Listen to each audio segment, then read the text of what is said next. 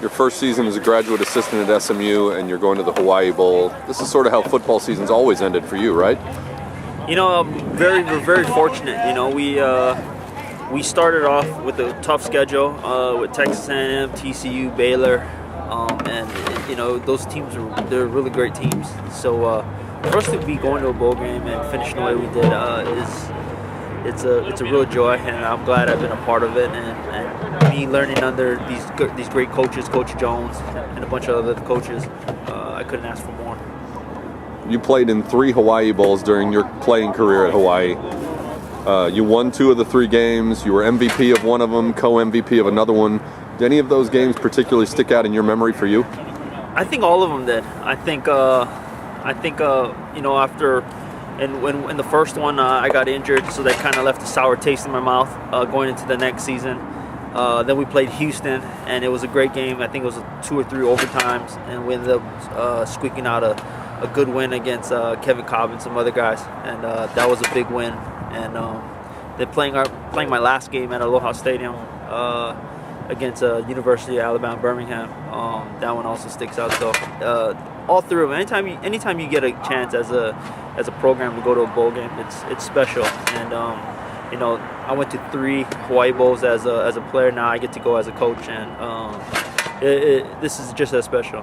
How is it different for you, or how do you expect your emotions will be different going as a coach instead of getting ready to go out and play? You know, a lot as a coach, you know, you realize that a lot of your preparation is done during the weeks leading up, and we've had a long time to prepare for Fresno. But each week you prepare differently. You know, as a player, you get the information as it comes every week, and you kind of put the game, whatever happened in the past, and you try to heal your body and do those certain things, and to keep maintained for the whole season. As a coach, you know, you just got to be innovative every week, and you know, stay mentally sharp leading up to the weeks. And then when the game comes, you leave in the trust of your players that you prepared them as well as you could. And that's the big difference, is that, you know, you're not playing it. Hopefully you did enough to help your players, give them as much information as you can, and you know, you want them to succeed. For a lot of these guys, or at least for a lot of the non-seniors, it may be their first trip to Hawaii. So you hear guys talking about going to the beach and seeing palm trees and getting out in the water and that kind of thing. You grew up there. You played there in college. What are you looking forward to about this trip? For me, it's seeing my family and my friends. That's you know, I'm from Hawaii, born and raised, lived there all my life. I have all my family there. A lot of my friends are there. I grew up there, played high school, played my college days. So, you know, I have to go get a lot of tickets for this game, and you know, a lot of Christmas presents, and you know, kind of show them what Texas is all about, and you know, take back stuff. So you know, that's my trip. But going to see my family is a big bonus. My family and friends, and being able to play this last game over there means a lot. I was going to say, how many ticket requests have you had so far? Oh, I don't know if I can say on top of camera, but you know, I'm trying to get as much tickets as I can. Coach Jones, 4 years ago, there was so much made about Coach Jones returning to Hawaii with the SMU team. When we asked him about that the other day, he said, you're going to be the bigger star this year because you threw so many yards, you threw so many touchdowns, you won so many games. You going to get more interview requests than Coach Jones next week? No way. You know, the people love and respect that team in Hawaii, and what Coach Jones did. And when I was a senior coming out of high school, you know, I knew I wanted to play for the state of Hawaii and represent Hawaii. And you can see how proud the Hawaii people are of their players, their athletes, and especially their football team.